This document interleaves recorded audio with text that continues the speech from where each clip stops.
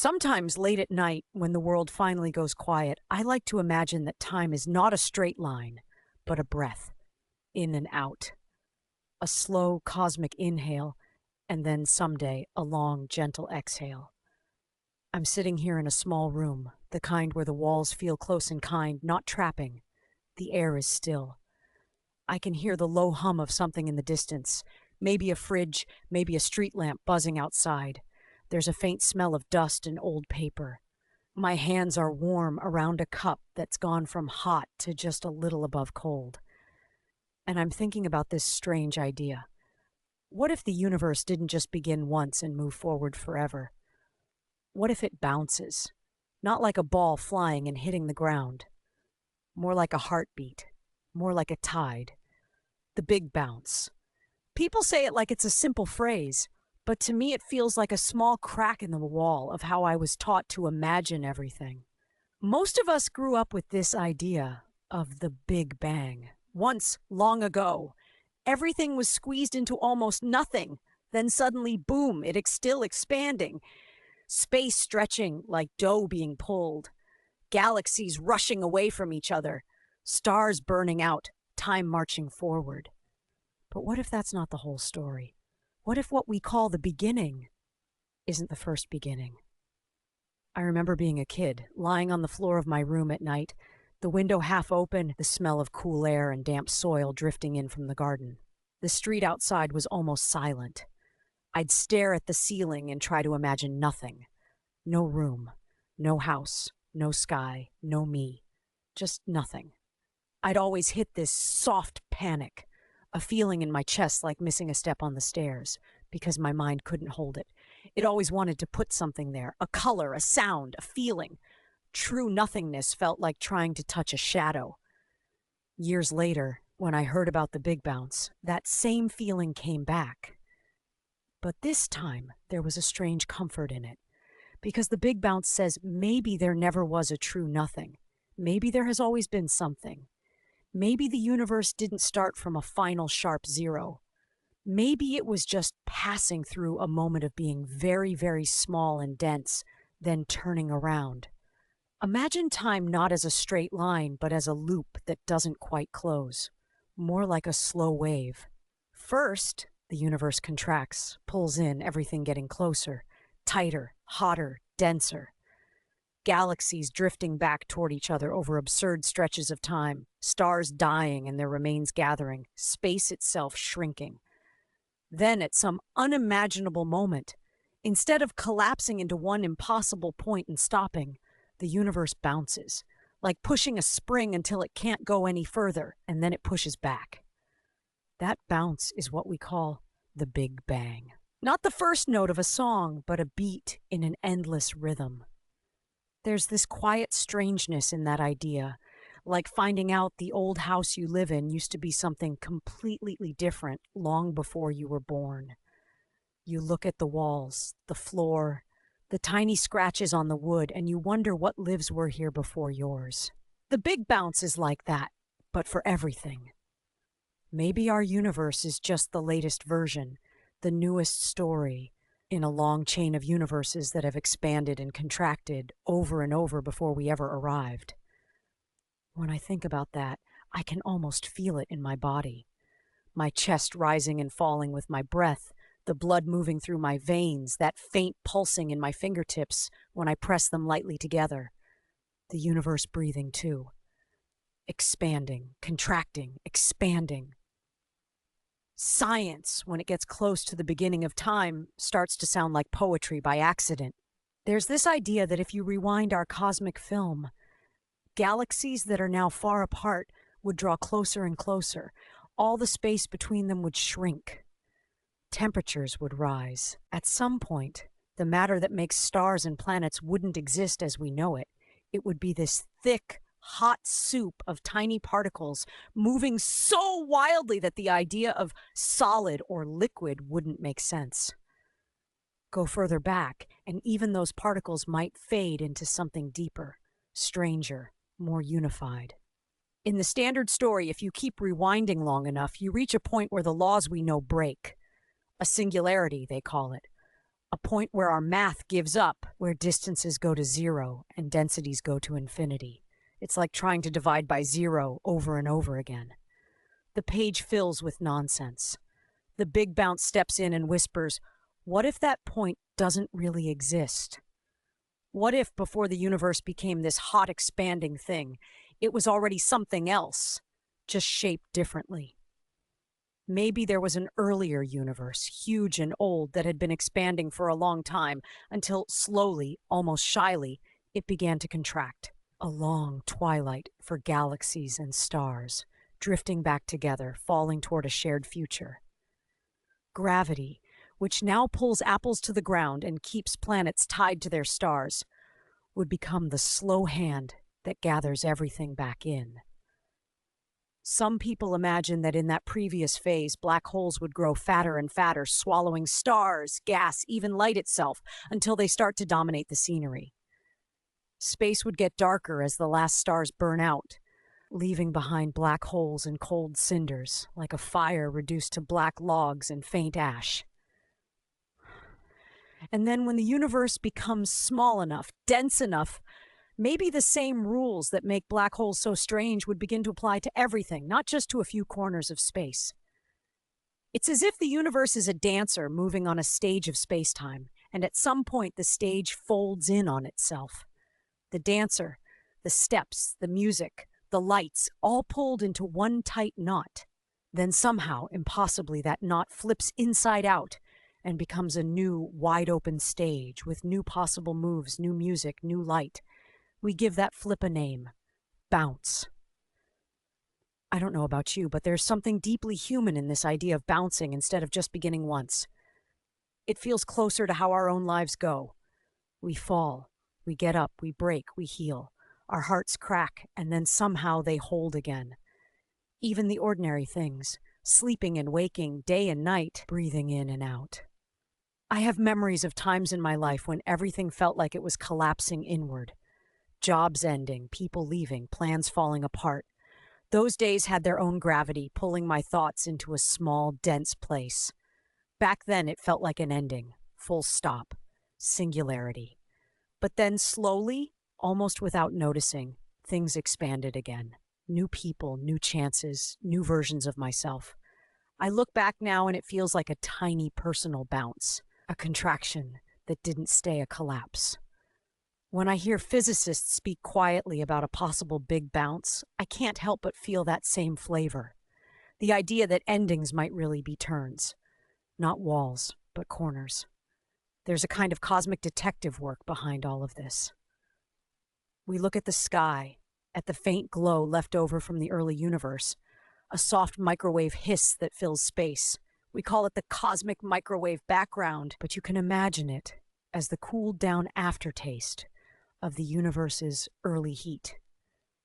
If your eyes could see microwaves, the whole sky would look like a gentle fog of light. In that fog, there are tiny bumps, slight differences in temperature and density. Those wrinkles are the seeds from which galaxies grew. The pattern of those wrinkles is like a fossil. It carries clues about what the universe was doing in its first moments. Some scientists have wondered, could those patterns carry a memory of a time before the Big Bang? If there was a bounce, maybe something about the previous universe's last days would leave a little mark in the new universe's first light, a kind of birthmark of a previous life. It's not an easy question. The math is hard, the data is noisy, and the universe is not eager to give up its secrets. But the very act of asking, that moves me. We are these small creatures on a small planet, circling an average star in one of hundreds of billions of galaxies. And yet we are trying to read the scars of a possible previous universe in a faint glow of ancient light. It's almost absurd. Beautifully absurd. Some versions of the Big Bounce story say that quantum rules, the strange rules that govern the tiniest things, might become important when the universe is very small and dense. Quantum stuff is weird. Particles can behave like waves, things can be in fuzzy states, uncertainty is built in. Some people think that when the universe gets that dense, these quantum rules make it impossible for a true singularity, a perfect point of infinite density to form. Instead, space and time themselves might become grainy, like pixels in an image. You can't squeeze them past a certain limit, like trying to fold a sheet of paper again and again. At some point, it just won't fold any smaller. In that view, when the universe contracts to that minimum size, it doesn't stop. It rebounds. The contraction phase smoothly turns into an expansion phase. Time doesn't end. It just changes direction in a way that looks, from our side, like a beginning. And that brings me to this strange, quiet question that sits behind tonight's thoughts. If the universe can bounce, is time, in some sense, rewinding? It's tempting to imagine it like playing a movie backward. Galaxies flying toward each other, stars unexploding, black holes spitting out matter, people walking in reverse, words being unspoken, tears going back into eyes. But that's not what physicists mean when they talk about a contracting universe. The arrow of time, the feeling that tomorrow comes after today and not the other way around, is tied to something called entropy. That's just a fancy word for how spread out and mixed up things are. An egg unscrambled and back in the shell would be low entropy.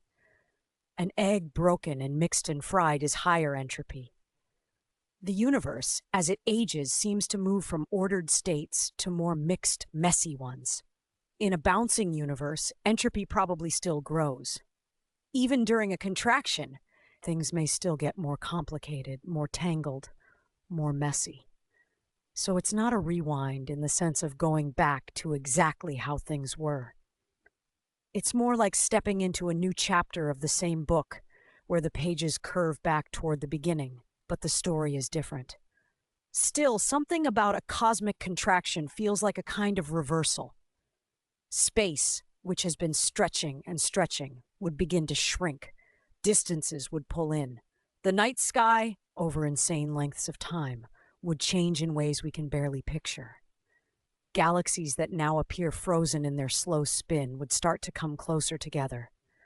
The dark gaps between them would thin. If any beings were alive in those distant ages, they would look up and see a sky that grows busier and brighter over unthinkable years, then maybe hotter, more dangerous. They might have myths not about the sky expanding, but about the sky closing in. And yet, even that is not really a rewind. It's another direction, another path. When I think of time as something that might bend like this, might curl and bounce, I feel this strange loosening inside. We are so used to thinking of time as a straight road, birth, middle, end, beginning of the universe, middle, end. But maybe time on the largest scales is less like a road and more like an ocean. Waves rise and fall. No single wave is the whole ocean. The rise is not the first, the fall is not the last. There's a rhythm that doesn't care about any one crest. In some bouncy models, the universe doesn't just do this once, but again and again. Expand, contract, bounce. Expand, contract, bounce. A series of cosmic lives. Each cycle might be different. The laws of physics might slightly change, or the way matter clumps together might shift. Maybe some cycles are rich in stars, others darker and quieter. We don't know. We may never know. But the idea that our universe might be just one verse in a long cosmic song, there's something both humbling and oddly tender in that. It makes me think of old trees. You look at the bark of a very old tree and you see scars, twists, patterns. Underneath, in the wood, there are rings, each one recording a year of growth. Dry summers, wet seasons, fires, storms, all captured in the width and shape of those rings. If you cut through the universe somehow, would you find rings like that? Layers of expansion and contraction, faint echoes of previous cycles? Or is our universe more like a single ring with the others lost forever, their ashes mixed into the soil of our reality? I don't know. No one does. But the not knowing itself has a taste. It feels a little like standing at the edge of a dark lake at night. The air cool and a bit damp, the smell of algae and water and distant wood smoke in your nose. You can't see the far shore. You throw a small stone and listen for the splash, for the ripples lapping back. The sound comes, soft and late, and you realize the dark isn't empty. It's just quiet. Sometimes I try to imagine what before the Big Bang would feel like, if the Big Bounce is true. Not as a scientist, but as a sort of daydreamer looking for textures and sounds. Maybe the previous universe's last days would be a place of long, slow endings, fewer new stars lighting up, more old stars dying. Black holes like deep wells, silent and patient, growing heavier. The average temperature of space drifting toward some new balance. Maybe, in that contracting phase, the sky would glow a little more. Not with young hot stars, but with the combined light of many old ones crowded together. Then, as the contraction continues, that light might change color, pushed into higher energies, the way sound becomes higher when something moves toward you quickly. The night sky might slowly shift toward harsher blues, then ultraviolet, then beyond what eyes can see. The universe would become more intense, more compressed. The gentle vastness we know would be replaced by a crowded, humming closeness. And then, somehow, something would give. Quantum rules would take over. The contraction would hit its limit. No singularity, no infinite wall, just a turning point. I picture it like a trampoline. You jump, gravity pulls you down, your weight stretches the fabric, and then the fabric pushes back. At the very bottom of your fall, for a tiny instant, your speed is zero. You're not going down or up. It's a still point, a pause. Then in the next instant, you're moving upward. The direction flips. If the universe bounces, then there was a moment like that, a cosmic stillness between contraction and expansion. No one to see it, no eyes, no minds, just a deep, silent flip in the direction of everything.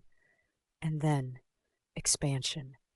A new Big Bang. New possibilities, new galaxies, new stars, new planets, new chances for life to appear, wonder, ask questions, tell stories, fall in love, make mistakes, look up at the sky and say, why? In that sense, the Big Bounce is not time rewinding, but time renewing. There's an emotional side to this that's hard to put into words. If the universe just has one beginning and one end, it feels like a very long but finite book, one plot, one ending, the heat death or the big crunch or some other final curtain. If the universe bounces, then the story is more like a library. Many books, many stories, some connected, some not. Our universe, our entire 13.8 billion years of history, from the first atoms to us sitting here tonight, could be just one book on one shelf. Does that make us small? Maybe.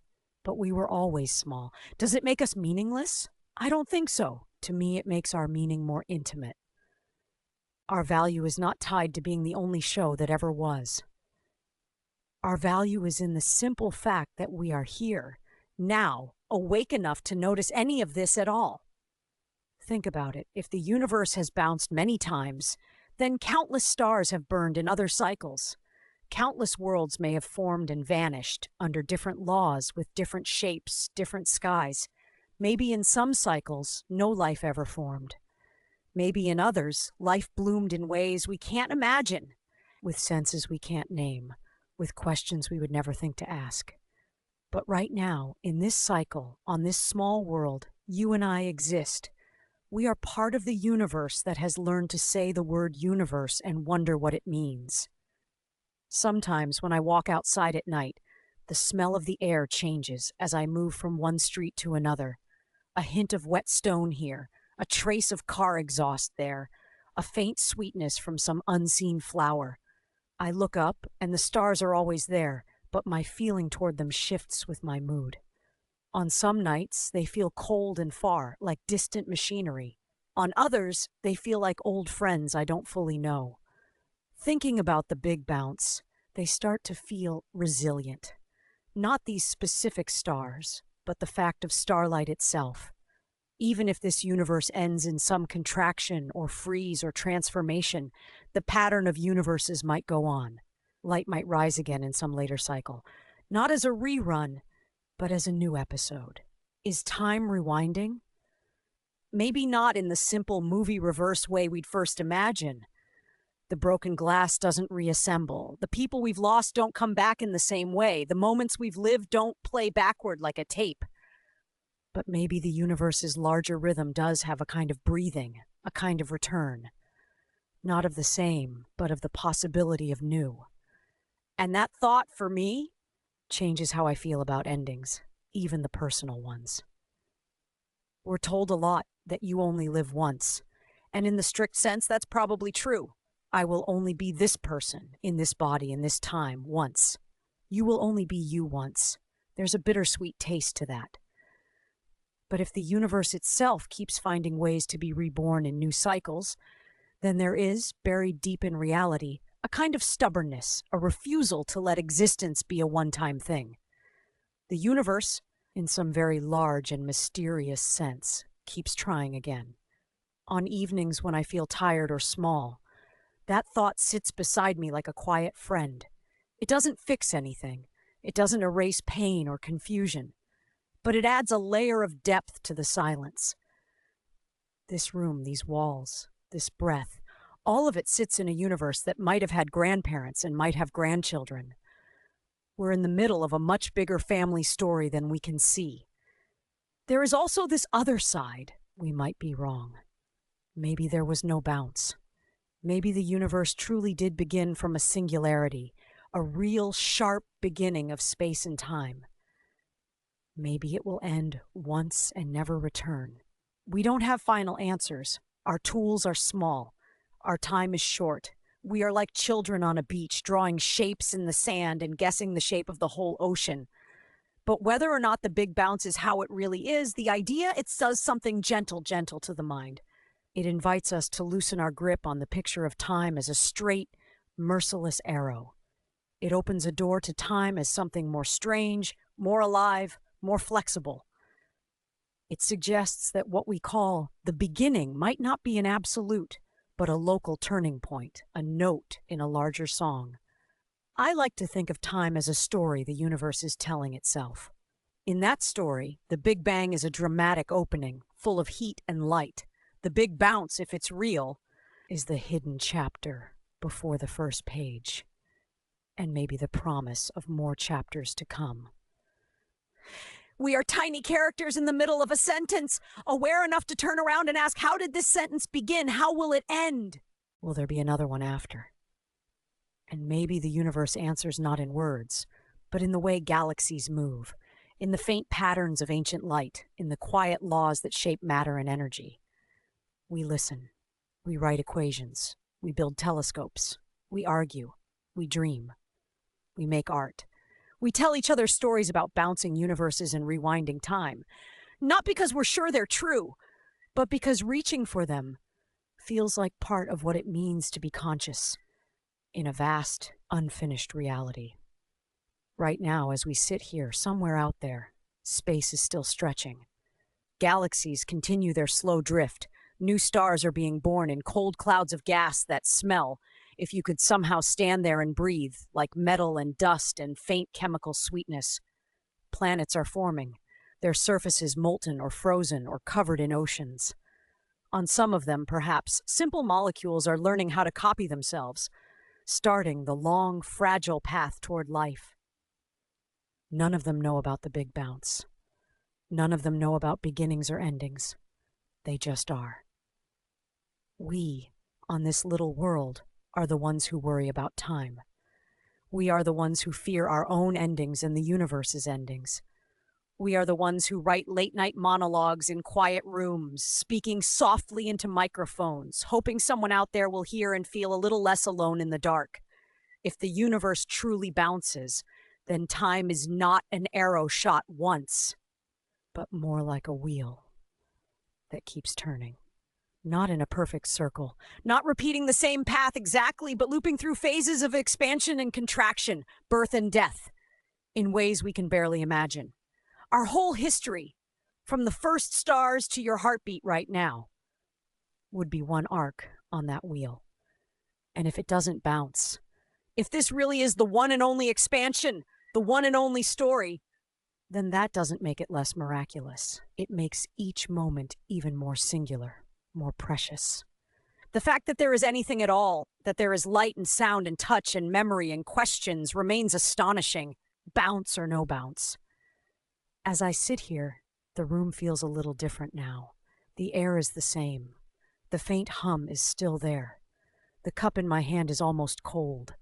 But the walls feel less like boundaries and more like the inside of a small shell floating in something immeasurably large.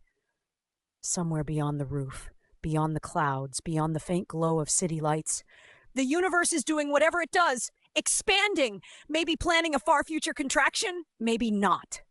It doesn't rush. It doesn't explain itself. It just is. And us, we are the part of the universe that wonders. Maybe time will one day bend. Maybe space will one day fold. Maybe there was a before our beginning, and maybe there will be an after our end. Maybe the universe, in its own deep way, has always been bouncing, always moving through cycles of forgetting and remembering itself. We don't have to know for sure to be moved by the thought.